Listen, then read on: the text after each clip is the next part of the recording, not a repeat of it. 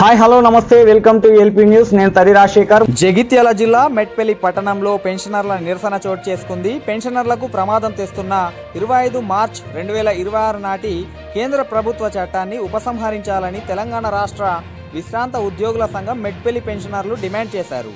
ఈ సందర్భంగా ఆర్డీఓ కార్యాలయం ముందు నిరసన చేపట్టి ఆర్డీఓ మెట్పల్లి గారికి మెమోరాండం సమర్పించారు. ఈ సందర్భంగా మెట్పల్లి ఎస్టీఓ యూనిటీ కార్యదర్శి నందగోపాల్ మాట్లాడుతూ, ఈ చట్టం పెన్షనర్లకు తీవ్ర నష్టం కలిగిస్తుంది.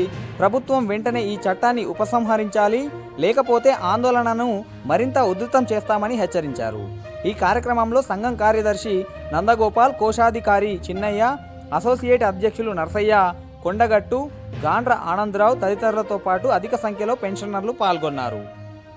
1/1/2026 సంవత్సరానికి ముందు రిటైర్ అయినటువంటి పెన్షనర్లకి మీరు నిజంగా రిటైర్ అయిన రోజు మీకు ఎంత బేసిక్ ఉందో ఆ బేసికే మాత్రం ఇస్తాం, ఆ డిఏ మాత్రం ఇస్తాం, కానీ మీకు పిఆర్సీలు డిఏలు ఇవ్వడం కుదరదని చెప్పి పార్లమెంట్ లోపల కేంద్ర ప్రభుత్వం ఒక చట్టాన్ని తీసుకురావడం జరిగింది. ఆ చట్టాన్ని ఇంకా కార్యరూపం దాల్చలేదు కాబట్టి కార్యరూపం దాల్చకముందే తొలగించి దానికి రద్దు చేసి యథావిధిగా మాకు పెన్షన్లు ఇవ్వాలని చెప్పి మేము చేసినటువంటి దానికి మాకు ఈ డిఏలు పిఆర్సీ ఎప్పటిలాగా కొనసాగించాలని చెప్పి మేము రాష్ట్ర